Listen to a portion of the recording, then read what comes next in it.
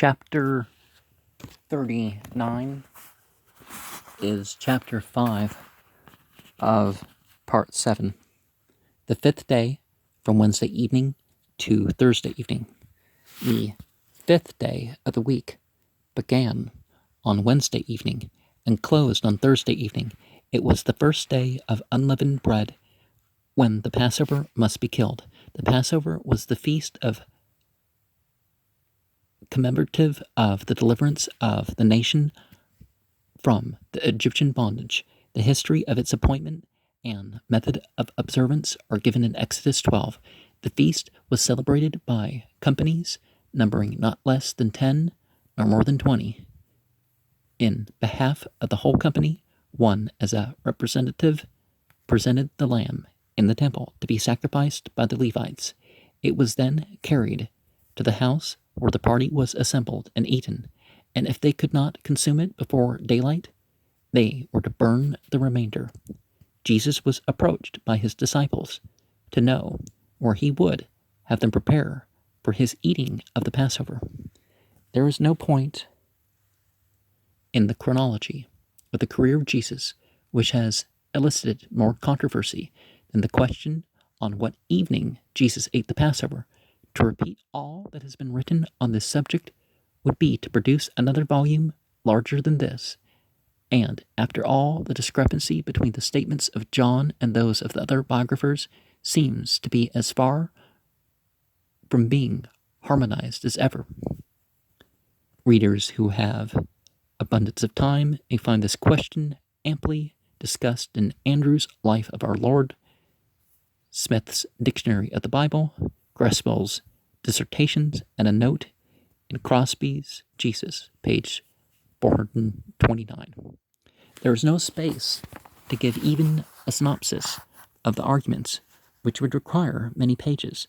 The result of all seems to be that the most rational conclusion is that all the evangelists spoke of one feast, that it was a Paschal supper, that Jesus ate that supper with his disciples on Thursday night, being the evening following the 14th Nisan, April 6th, AU 783, 30 of the Common Era, being the evening from which, according to Jewish calculation, began the 6th day, Friday, the 15th Nisan. So, this has been Thursday night. During the day, before the evening, in reply to his disciples, Jesus sent Peter and John to prepare for the eating of the Passover supper, and said, "On your entering the city, a man shall meet you bearing a pitcher. Follow him into the house into which he enters, and you shall speak to the master of the house, saying, 'The teacher says to you, my time is at hand. Where is the guest chamber? Where may I eat the Passover with my disciples?' And he shall show you a large upper room, cushioned, and there make ready." There need be very little speculation upon the mysteriousness of this message. Those who are so materialistic that any narrative not totally commonplace bears internal evidence of its untruth will reject this portion of the history, as they will that of the sending for the donkey's colt in Bethphage. Those who Beit Pagan, the house of fruit, those who accept it are able to believe in the psychology of the New Testament and will have no difficulties. Men's powers of inspection, circumspection, and transpection differ. Jesus had them all in an extraordinary measure.